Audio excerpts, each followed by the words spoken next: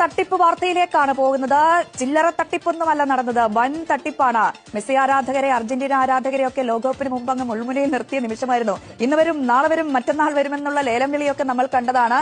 ഇവിടെ ജീവിച്ചിരിപ്പുണ്ടെങ്കിൽ കൊണ്ടുവരുമെന്ന് പറഞ്ഞ സ്പോൺസറേയും നമ്മൾ കണ്ടതാണ്. പക്ഷേ അതെല്ലാം അവസാനം വെള്ളത്തിൽ വെളിച്ച വര പോലെയായി പോയി എന്നുള്ളതാണ്. അത് മാത്രമല്ല, അതിനപ്പുറം വലിയൊരു തട്ടിപ്പിന്റെ വിവരങ്ങൾ കൂടിയാണ് ഈ പ്രഭാതത്തിൽ പുറത്തുവരുന്നത്. മെസ്സിയുടെ പേരിൽ നടന്നത് വൻ കബളിപ്പിക്കലാണ്. കേരളത്തിൽ മെസ്സിയെ കൊണ്ടുവരുമെന്ന പേരിൽ നടന്നത് കോടികളുടെ തട്ടിപ്പ്. അർജന്റീന ഫുട്ബോൾ അസോസിയേഷന് 126 കോടി രൂപ കൊടുത്തതിന് രേഖകളില്ല.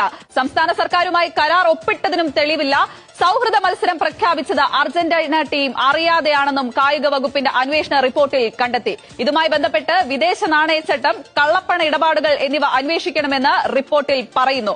ടെൻഡറില്ലാതെ ഏകപക്ഷീയമായാണ് സ്പോൺസറെ തിരഞ്ഞെടുത്തത്.